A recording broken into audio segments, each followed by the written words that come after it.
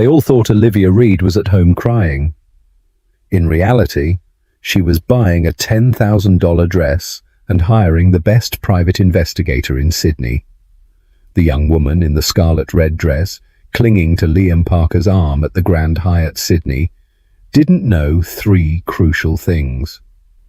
First, that Olivia had orchestrated every single detail to ensure she was there that night. Second, that the flash drive in Olivia's Hermes bag contained photos of Jessica with two other married men in the last 6 months.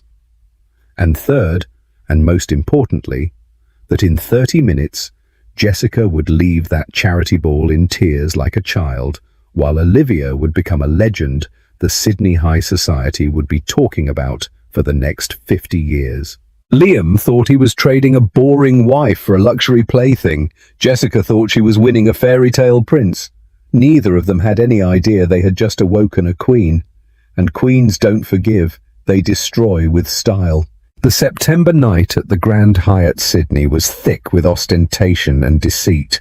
Baccarat crystal chandeliers cast a golden glow over the main ballroom, where the crème de la crème of Sydney's society gathered for the annual Hope Foundation charity ball. The air conditioning kept the room at a perfect temperature, in stark contrast to the suffocating heat of hypocrisy that hung among the guests. Liam Parker adjusted the cuff of his Italian silk shirt for the third time in 5 minutes. At 38, the real estate mogul had built an empire that guaranteed him a constant presence in the social columns. But tonight, he felt particularly anxious.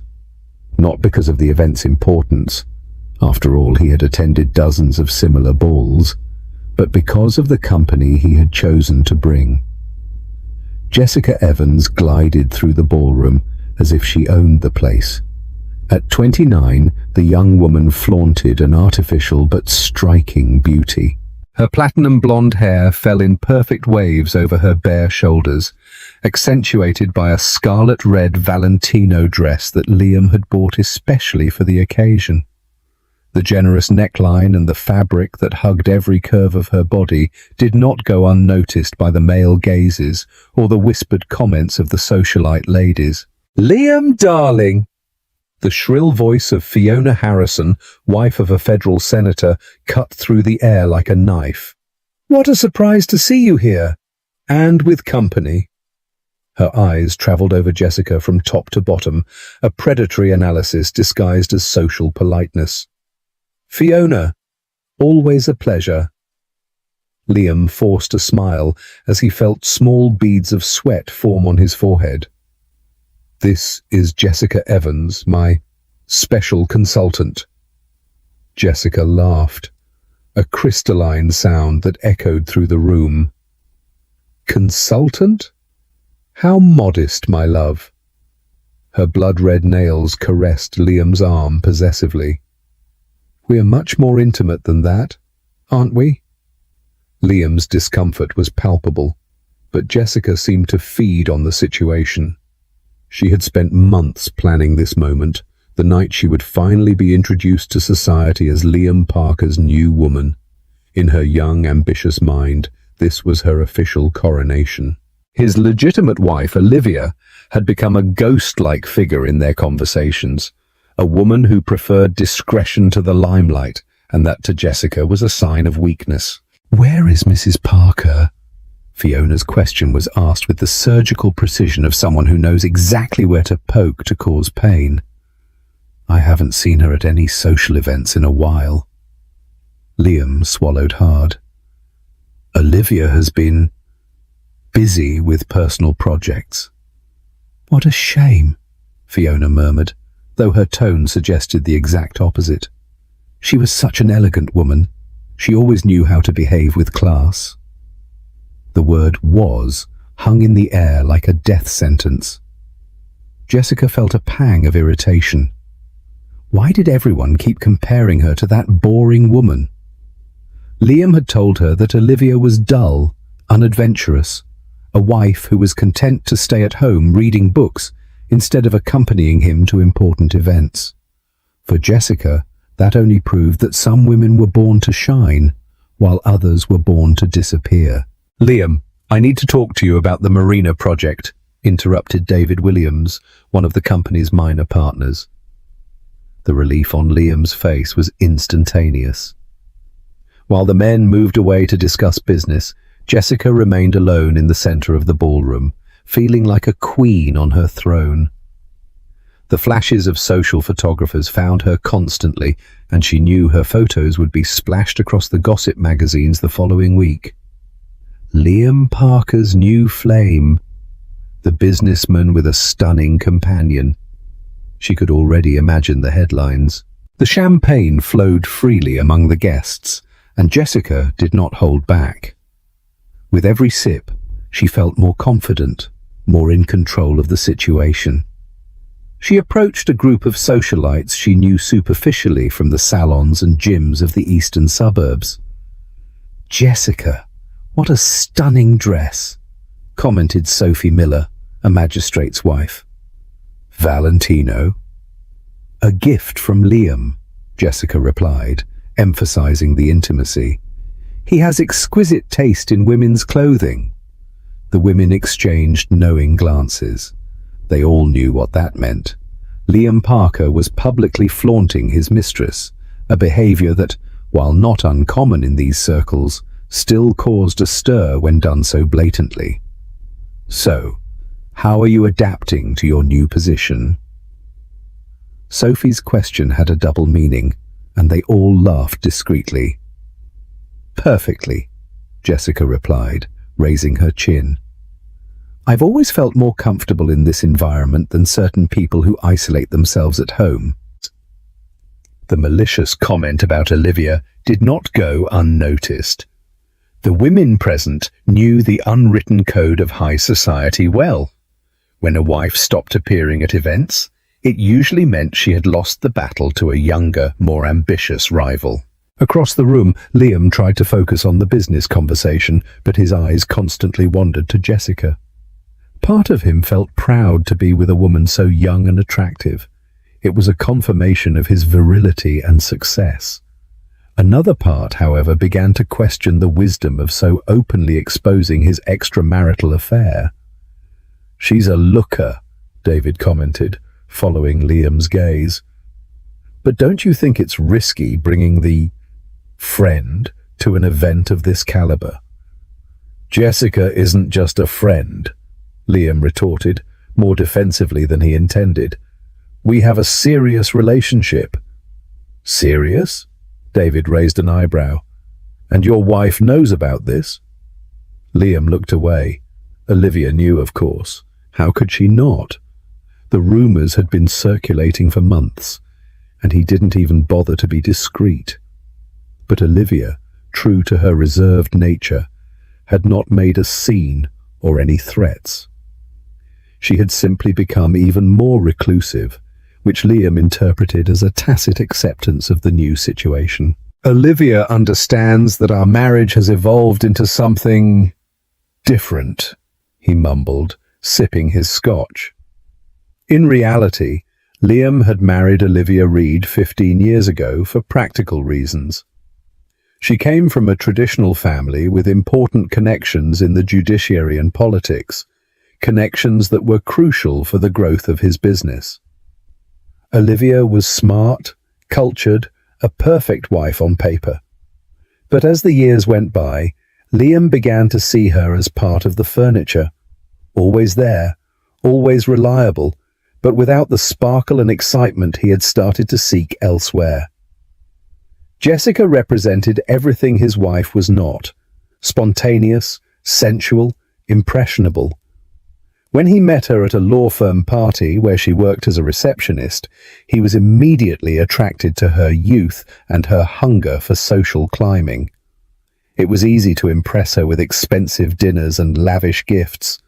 It was easy to be the hero in the life of someone who came from a 2-bedroom apartment in Blacktown. "Liam!" Jessica's voice called him back to the present.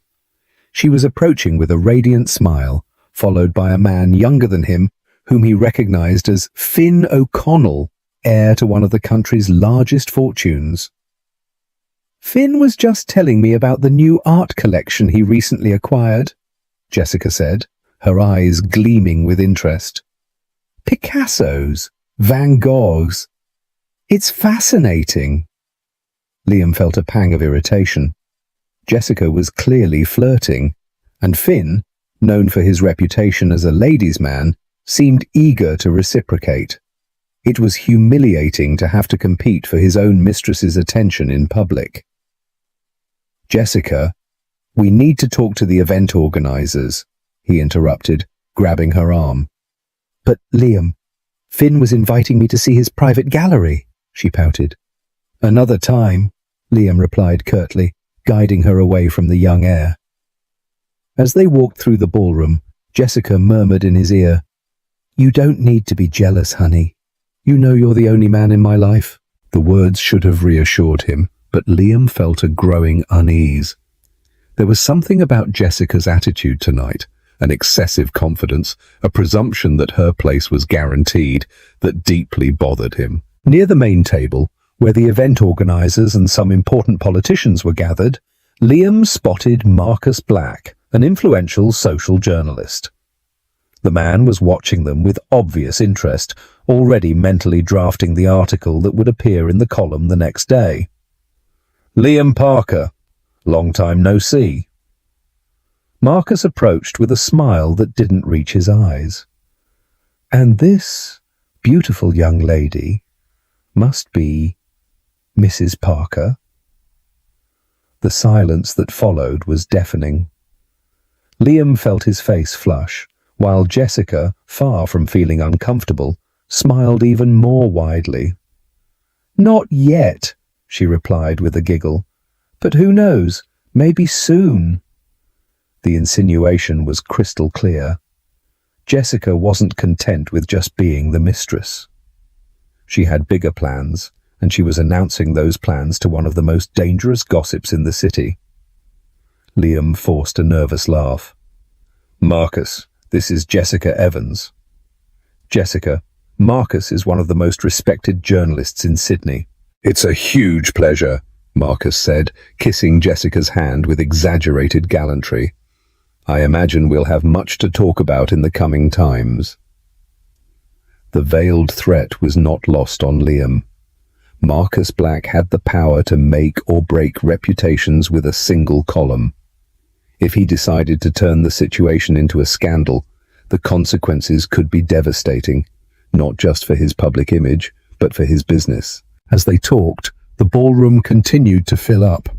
Influential politicians greeted businessmen, socialites showed off their latest jewelry and couture, and the orchestra played classic waltzes that created a perfect soundtrack for this theatre of appearances. Jessica was in her element. She greeted acquaintances, posed for photos, and chatted with important people as if she were, in fact, Mrs. Parker. Her every gesture was calculated to solidify her position, to make it clear that she was not just a fleeting affair, but the new reality in Liam's life. But in the back of her ambitious mind, Jessica couldn't completely ignore the whispers she heard when she passed. Where is Olivia Reed? What an awkward situation. Poor Olivia, she was always such a distinguished lady. Why did everyone insist on talking about that woman? Jessica had never met her in person. Liam always said that Olivia preferred to avoid conflict and confrontation. For her, that only confirmed her superiority. While Olivia was hiding at home, she was shining in the high society ballrooms. What Jessica didn't know was that at that exact moment, just a few blocks away, Olivia Reed was meticulously preparing for her own entrance at the Grand Hyatt Sydney. And when she arrived, nothing would ever be the same again. Do you think a person can be completely betrayed and still manage to win? What would you do in a situation like this? Leave your opinion in the comments below. Olivia Reed stood in front of the full-length mirror in her walk-in wardrobe, observing her own image with the cold, analytical detachment of a general planning a battle. At 35, she possessed a mature and sophisticated beauty that contrasted dramatically with her rival's youthful and obvious appeal. Her dark brown hair fell in soft waves to her shoulders, framing a face with classic features that didn't need heavy makeup to make an impact. The dress she had chosen for the night was a masterpiece of French haute couture, an impeccable black Chanel with pearl details that ran along the discreet yet elegant neckline. The piece had cost more than many cars, but it wasn't the price that made it special. It was what it represented. Power, class, legitimacy, everything that Jessica Evans was trying to buy with money borrowed from another woman's husband. Liz knew exactly what was happening at the Grand Hyatt Sydney at that moment.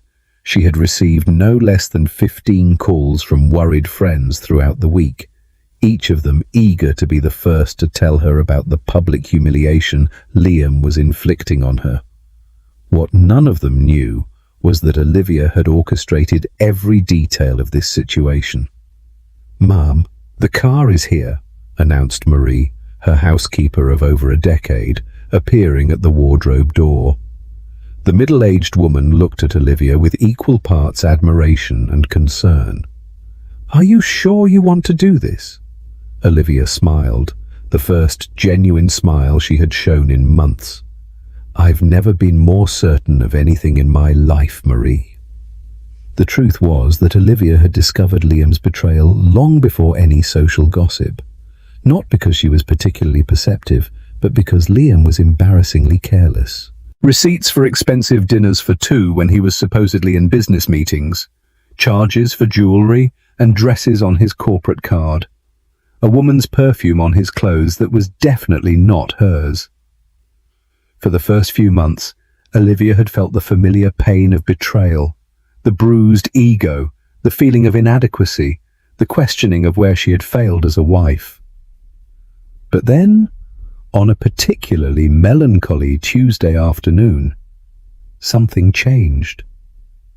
She was looking through a wedding photo album when she came across a picture of herself on their wedding day. In that photo, she radiated a light that had been lost over the years of their marriage. It was in that moment that Olivia understood a liberating truth. She hadn't lost Liam to Jessica because she had failed as a wife. She had lost Liam because he had failed as a man. From that epiphany, Olivia began to plan. Not a vulgar, emotional revenge, but a cold, surgical strategy that would not only expose the couple's farce, but also guarantee her the freedom she had unconsciously desired for years. Over the next 6 months, Olivia watched. She discreetly hired a private investigator, not to confirm the betrayal she already knew about, but to meticulously document it. Photographs, videos, hotel records, even recordings of compromising conversations that Liam and Jessica held in public places, believing they were safe in the bubble of arrogance they had created.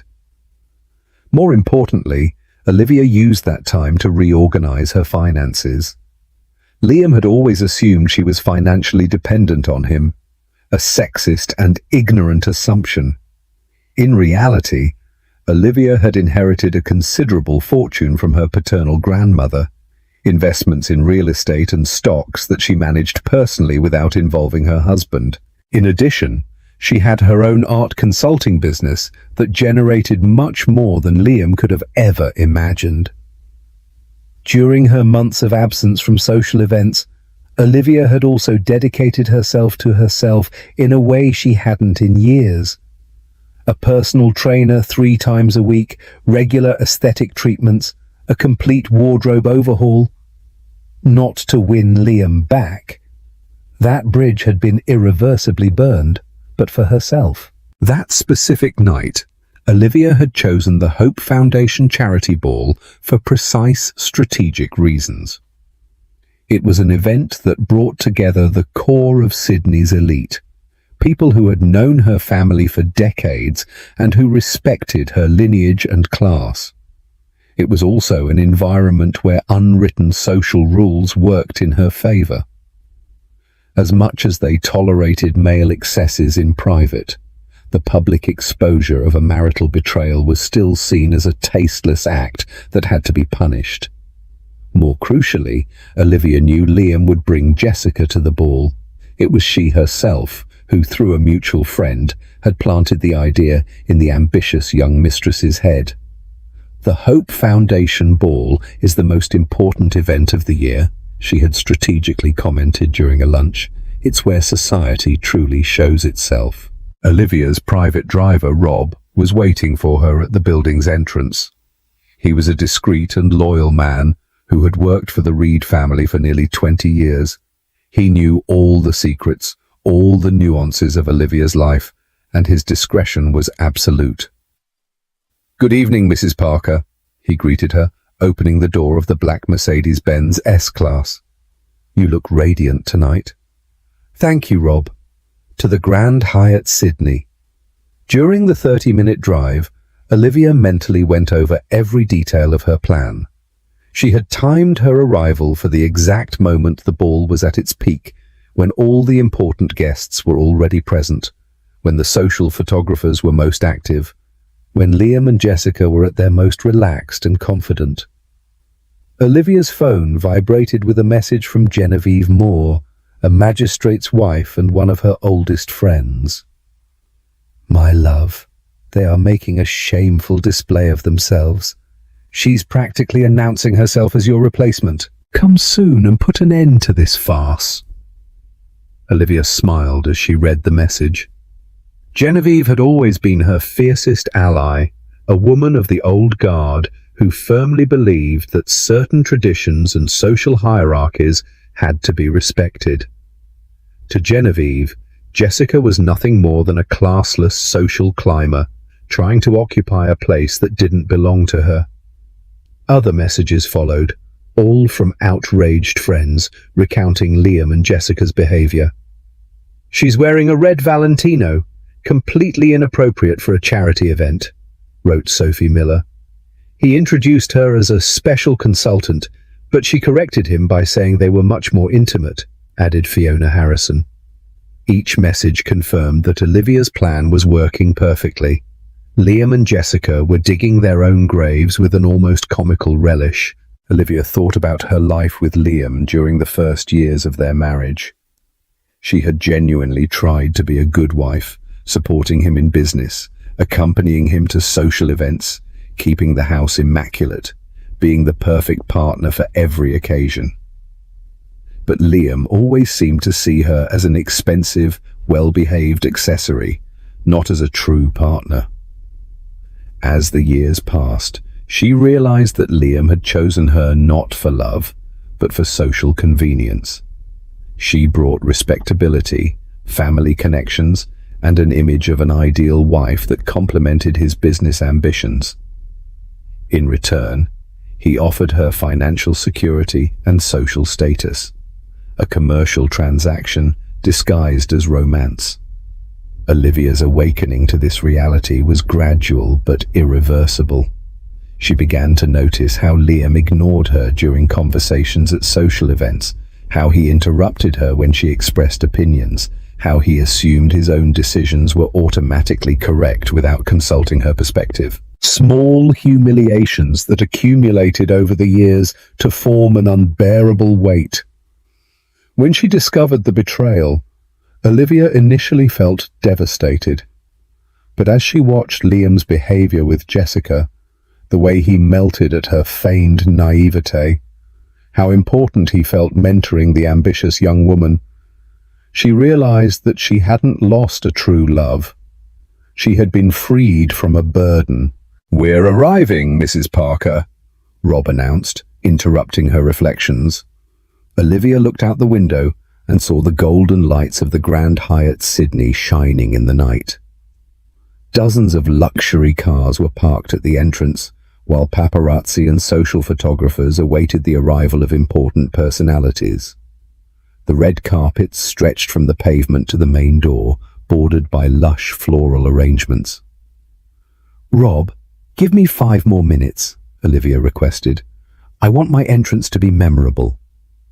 She opened her Hermes bag and checked the contents one last time. In addition to the usual items, lipstick, compact powder, wallet, there was a discreet USB stick containing all the documents and evidence she had collected on Liam and Jessica. She didn't plan to use it tonight, but it was always good to have an ace up her sleeve. Olivia also carried something much more powerful than any physical evidence, the absolute certainty that she was doing the right thing. For 15 years, she had been the perfect, discreet wife who solved problems without making waves. Tonight, she would be the exact opposite. Her phone vibrated one more time. It was a message from Marcus Black, the social journalist. "Olivia, darling, I hear you're coming to the ball. How wonderful. I've missed your elegance at these events. See you inside." Perfect! Marcus was clearly setting the stage for an epic confrontation between wife and mistress. Like all good gossip journalists, he could smell the drama in the air, and he wanted to make sure he had a front row seat when everything exploded. "Now, Rob, it's showtime." The driver smiled in the rearview mirror. He had watched Olivia grow from a timid young woman into a powerful one, and he knew that tonight would be historic. When the Mercedes stopped in front of the Grand Hyatt Sydney, a murmur spread among the photographers. Olivia Reed had become a mysterious figure in recent months. Her absence from social events had generated speculation and conspiracy theories. Now, her reappearance promised answers. Rob got out of the car and walked calmly to the back door. The silence was almost palpable. Even the most experienced paparazzi knew they were about to witness something extraordinary. When the door opened and Olivia stepped onto the red carpet, there was a moment of suspended time. She was radiant in a way no one remembered seeing her before. More confident, more imposing, more genuinely powerful. The flashes went off in a frantic sequence as Olivia walked slowly towards the entrance. Every step was calculated, every movement a statement. She greeted the photographers with graceful gestures, but did not stop for interviews. There was more important work to be done. At the club entrance, the doorman received her with an almost feudal bow. "Mrs. Parker, what an honor to have you back with us." "The pleasure is all mine, Robert. A beautiful night, isn't it?" As she walked through the club's corridors towards the main ballroom, Olivia could hear the murmur of the crowd inside. Music, laughter, lively conversations, the sound of people who had no idea their lives were about to be turned upside down. She stopped in front of the ballroom's double doors, adjusted her pearl necklace one last time, and took a deep breath. On the other side of those doors were Liam and Jessica, probably still reveling in the attention they were receiving, still believing they had conquered something important. They had no idea that the real queen had arrived to claim her throne. The Grand Hyatt Sydney ballroom was in full swing when Olivia Reed made her entrance. The orchestra was playing a Strauss waltz. Couples danced elegantly in the center of the room, and the buzz of conversations created a symphony of well-behaved civility. The crystal chandeliers cast golden light on the evening gowns and impeccable tuxedos, creating an atmosphere of refined opulence. Liam was near the bar, laughing loudly at a joke David Williams had just told, when the first whisper reached his ears. Olivia arrived.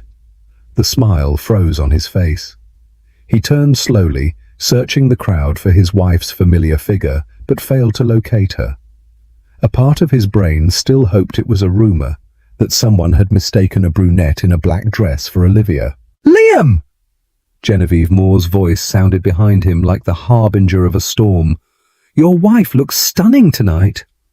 He turned and saw Genevieve with a smile that didn't reach her eyes. The kind of smile that women of high society use when they are about to witness the public humiliation of someone they consider deserving. It was then that he saw her. Olivia was entering the main ballroom with the serenity of a queen returning to her palace after a long exile. There was something different about her, an aura of power and self-confidence that Liam did not remember ever seeing before. The black Chanel dress hugged her silhouette with mathematical elegance. The pearls at her neck caught the light in a hypnotic way, and her brown hair shone like polished silk. But the most impressive thing was her posture. Olivia didn't walk, she glided. Every movement was deliberate, every gesture calculated for maximum impact. And wherever she went, conversations ceased, heads turned, and a respectful silence spread like ripples on a lake. Liam felt his mouth go dry. In 15 years of marriage, he had never seen Olivia command a room like that. It was as if she had transformed from a supporting character into the lead in her own life. Across the room, Jessica was telling an anecdote to a group of businessmen's wives when she noticed her audience had become distracted. They were all staring intently at something or someone behind her. "What's going on?" she asked, turning to follow the direction of their gazes. And then she saw her too. Jessica had imagined many times what her first encounter with Liam's legitimate wife would be like. In her fantasies, Olivia would be a boring woman, visibly aged, clearly inferior in every way that mattered. The reality was a brutal shock. The woman walking towards her radiated a natural elegance that no amount of money could buy. There was something almost aristocratic about her posture, an innate class that suddenly made Jessica feel like a child playing dress-up in her mother's clothes. Olivia greeted the guests with the perfect grace of someone who was born for this world. A kiss on Fiona Harrison's cheek, a warm handshake with the federal senator, a kind word for the magistrate's wife. Each interaction reaffirmed her position in the social hierarchy, not as the betrayed wife seeking sympathy, but as the great lady returning to her rightful place. "Olivia, darling!"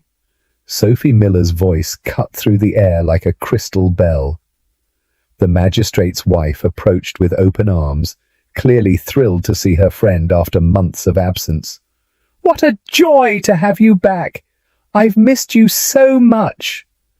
The hug between the two women was warm and genuine, in stark contrast to the artificial displays of affection that characterized most of the interactions in that environment.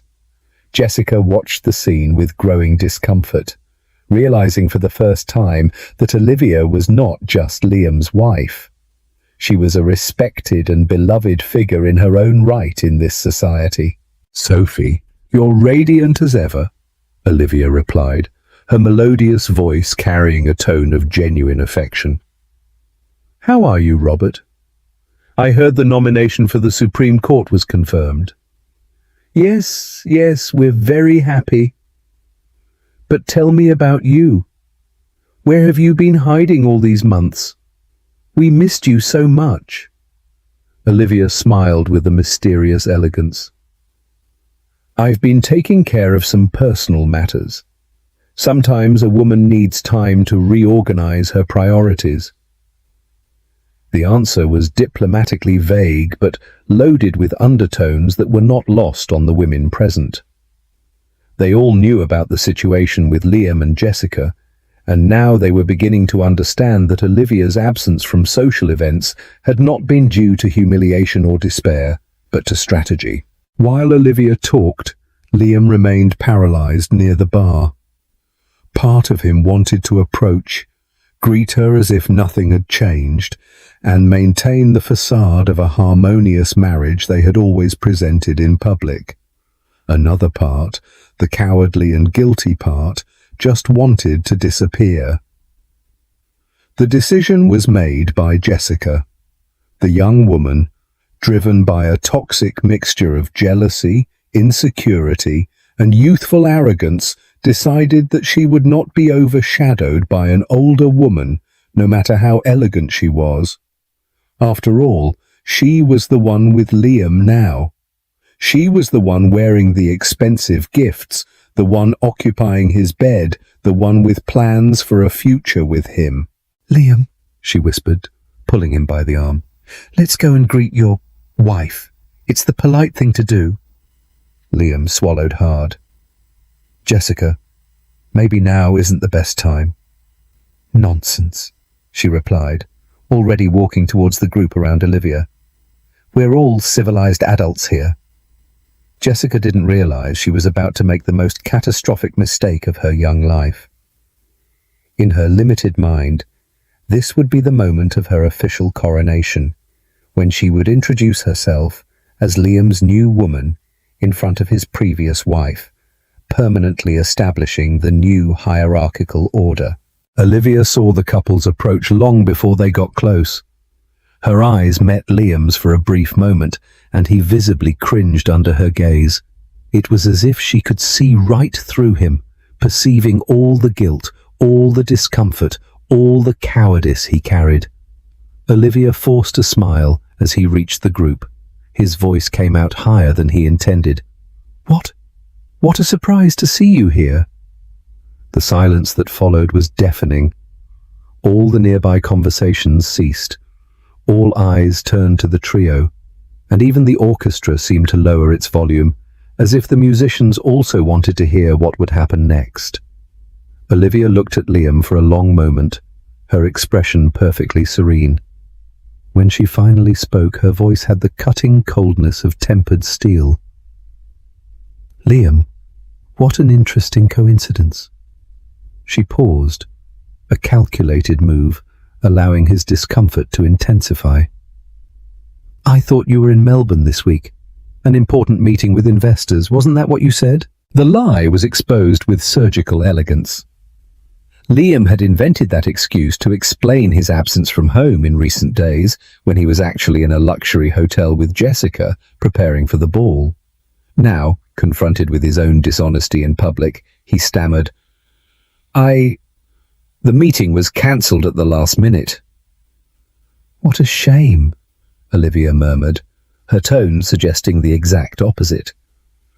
"Well, at least you didn't miss such an important event as this one." It was then that Jessica decided to intervene. The young woman, misinterpreting the moment and thinking that Olivia was being submissive by not confronting the situation directly, stepped forward with a smile that was meant to be friendly, but came across as condescending. "You must be Olivia," she said, extending a hand with perfectly manicured red nails. "I'm Jessica Evans. I've heard so much about you." The group around them collectively held their breath. It was a moment of palpable tension. Even the most distant guests began to discreetly approach, sensing that something extraordinary was about to happen. Olivia looked at Jessica's outstretched hand for a moment that seemed to last forever. Then, with a smile that didn't reach her eyes, she delicately shook it. "Jessica? Yes, I've heard a lot about you too." The phrase was uttered with such elegance that it took a few seconds for Jessica to perceive the venom contained within it. "Liam told me you work together," Olivia continued, her voice maintaining the perfectly polite tone of high society. "Something about consulting on project development?" Liam opened his mouth to reply, but Jessica interrupted him, clearly anxious to establish her true position. "Oh, we're much more than work colleagues," she giggled, a high-pitched sound that resonated uncomfortably in the silence of the ballroom. "In fact, Liam and I have a very special relationship." The words came out of her mouth with the confidence of someone who believed she was revealing a truth that would give her power over the situation. Instead, she had just fallen into the most elegant trap ever set at a Sydney social event. Olivia tilted her head slightly, as if she were processing some particularly interesting information. "Ah, I see," she said, her voice still holding that deadly courtesy. "How brave of you to make it public like this." The word brave was pronounced in such a way that it sounded exactly like its opposite. Jessica was beginning to realize that something was wrong, but her youth and inexperience didn't allow her to fully decode the nuances of the conversation. Liam, on the other hand, was as pale as a sheet. He knew Olivia well enough to recognize the danger signs, the overly polite tone, the smile that wasn't reflected in her eyes, the upright and controlled posture. She was furious. but expressing that fury through the refined codes of high society, which made her infinitely more dangerous than any emotional outburst. "Olivia," he tried to intervene, "maybe we should—" "Oh, Liam," she interrupted softly. "There's no need for discomfort among civilized people." She turned to Jessica with renewed interest. "Tell me, darling, how long have you two been working together?" Jessica, misinterpreting the question as an opportunity to establish her supremacy, replied with youthful pride, "About 8 months. Liam has been a wonderful mentor." "Mentor?" Olivia repeated, as if savouring the word. What an interesting term to describe the relationship. The air in the ballroom was so charged with tension that even the waiters had stopped circulating with the champagne trays. Dozens of eyes were fixed on the trio, and Marcus Black, the social journalist, watched everything from a strategic distance, clearly taking mental notes for his column the next day. "Olivia, darling," Genevieve Moore's voice sounded behind him like the harbinger of a storm. "What a stunning dress! Chanel, isn't it? I've always envied your impeccable taste in fashion." "Thank you, Genevieve. You know how it is. Some pieces never go out of style, do they?" The implication was clear. True elegance is timeless, unlike the passing fashion displayed by certain younger people. Jessica, finally beginning to realize she was being subtly attacked, decided to fight back. "Your dress is also beautiful," she said to Olivia, her tone trying to sound generous but failing miserably. "Very classic. Must have been terribly expensive." The comment was a grotesque mistake. To suggest that Olivia cared about the price of clothes, or worse, that she needed to justify her spending, was a display of classlessness that made several women present gasp in shock. Olivia smiled, this time a truly dangerous smile. "Darling," she said, her voice as soft as velvet but as sharp as a razor. "When one truly has class, the price becomes irrelevant. It's something you're either born with or never acquire." The phrase fell on Jessica like a silent bomb. For a moment, the young woman was speechless, slowly processing the fact that she had been publicly outclassed in the most elegant way possible. Liam tried to intervene again, his voice desperate. "Well, I think we should all—" "Liam," Olivia interrupted him again, this time turning to him with her full attention. "Since we're all here, gathered in such a casual way, maybe it's a good time to clarify a few things." The entire ballroom seemed to have gone quiet. Even the orchestra had stopped playing, as if the musicians also wanted to hear what would happen next. "Clarifications are always welcome," murmured Genevieve Moore, barely able to contain her excitement. Olivia adjusted her pearls with deliberately slow movements, like a matador preparing for the final thrust. "You see," she said, her voice now holding a tone of genuine amusement, "there are certain illusions that need to be put to rest before they cause more discomfort than they already have." Jessica felt a chill of panic run down her spine. "I don't understand," Jessica stammered. "Oh, darling," Olivia replied, her smile now genuinely radiant. "You will understand. All of you will understand." And it was then that Olivia Reed began to methodically, elegantly, and irreversibly destroy the lives of everyone who had underestimated her power. "Liam," Olivia said, her voice cutting through the silence of the ballroom like glass against glass. "Since we're among friends, why don't you tell Jessica about our conversation last night?" Liam's face paled to a colour that rivaled the pearls on his wife's neck. His eyes widened in absolute panic because he hadn't had a conversation with Olivia last night. I don't know what you're talking about," he stammered. Olivia tilted her head with feigned curiosity. You don't? How strange. Maybe my memory is failing me. Or perhaps you forgot to mention to your mentor that we are still married. The word mentor was pronounced with such irony that several people had to stifle nervous giggles. Jessica felt the blood rush to her face, finally understanding that she was being publicly ridiculed. Of course we know you're married, Jessica said, trying to regain some control. But marriages evolve, don't they? Sometimes people find happiness in different places. Ah, yes, Olivia agreed with a graceful nod. Evolution, a fascinating concept. She turned to Genevieve with a conspiratorial air. Elaine, you've been married to Robert for 30 years. Have you experienced that kind of evolution? Elaine laughed, a crystalline sound filled with aristocratic malice. Robert knows his place very well. The comment was a direct jab at Liam's masculinity. Traditions can be outdated, Jessica said, trying to sound sophisticated. The modern world allows people to be more authentic in their relationships. The silence that followed was profound.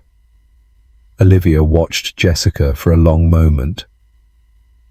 Authenticity, she repeated slowly. You're right, darling.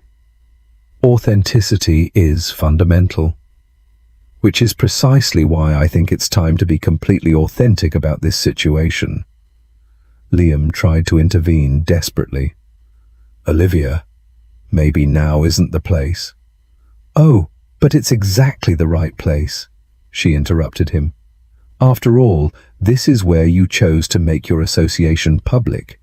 It's only fair to clarify a few details for our dear friends. You see, Olivia continued, addressing the audience directly, dear Jessica believes she won my husband's heart through her youth and authenticity. What she doesn't know is that Liam has a very specific pattern when it comes to his extramarital adventures. Olivia listed the characteristics with the precision of a scientist.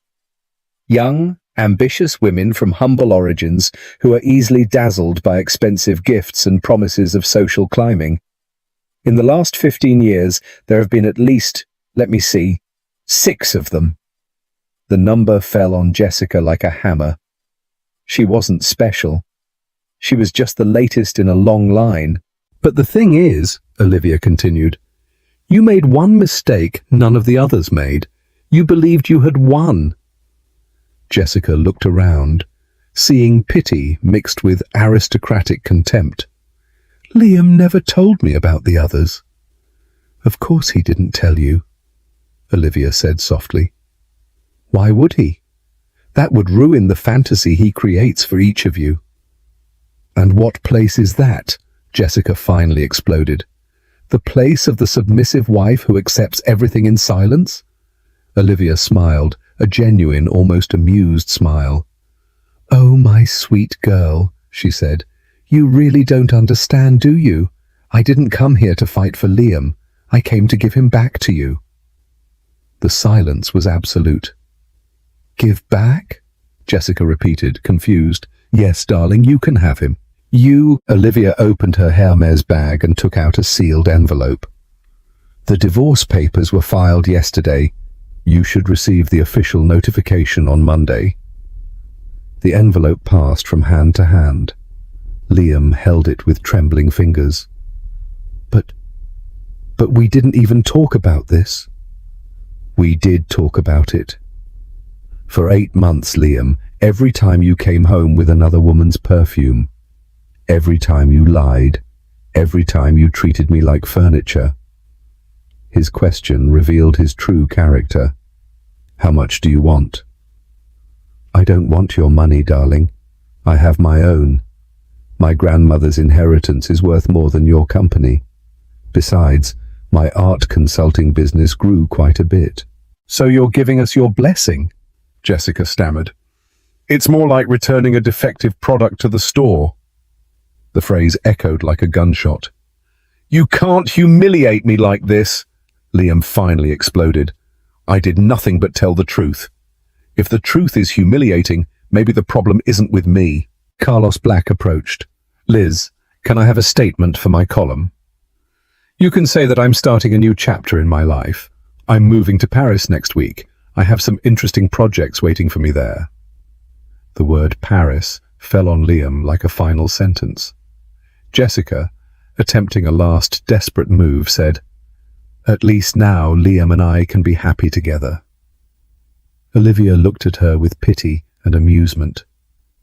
Do you really think a man who betrayed his wife with you won't betray you with someone else?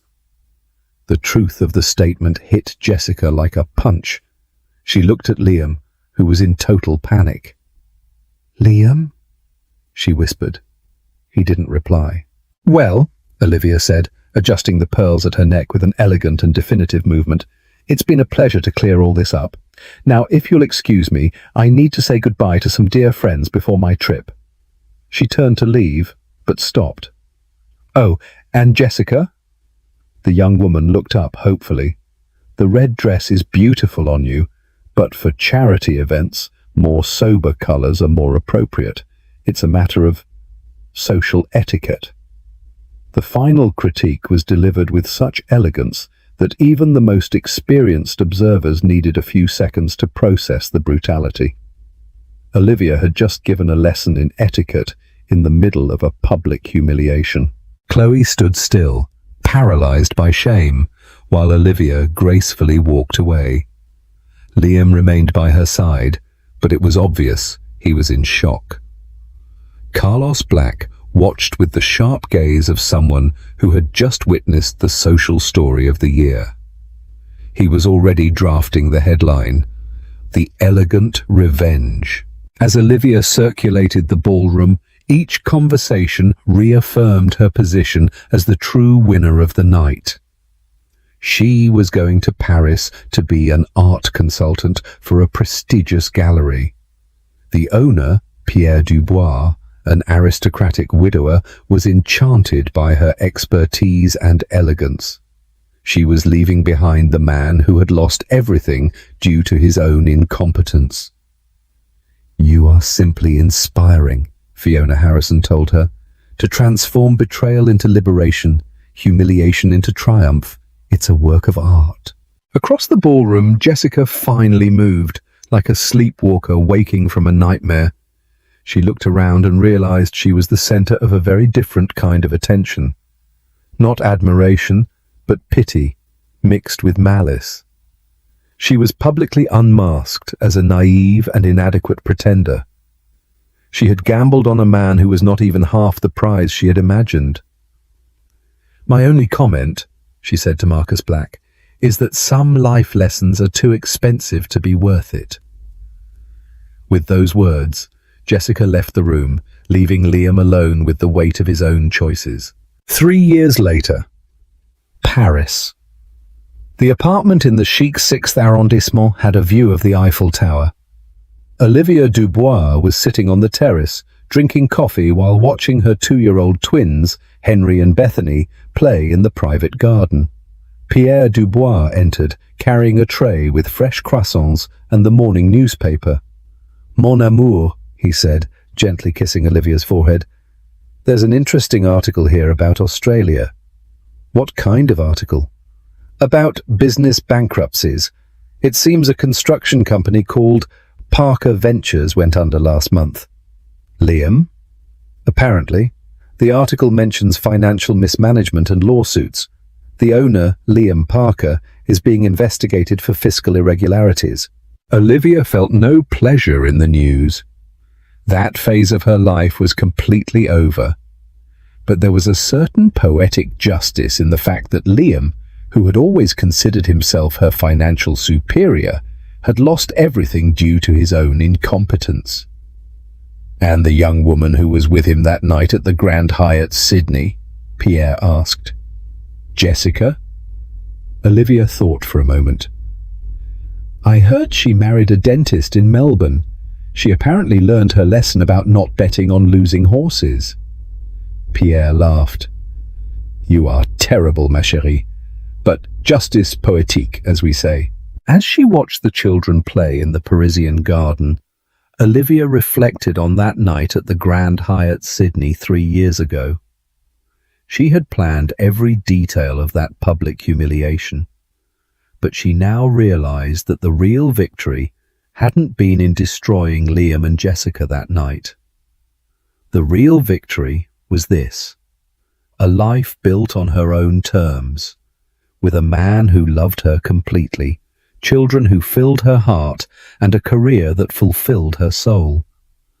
In the end, Olivia Reed had discovered that the best revenge is not the destruction of your enemies, but the construction of a life so spectacular that it makes everything they did to try and diminish you irrelevant.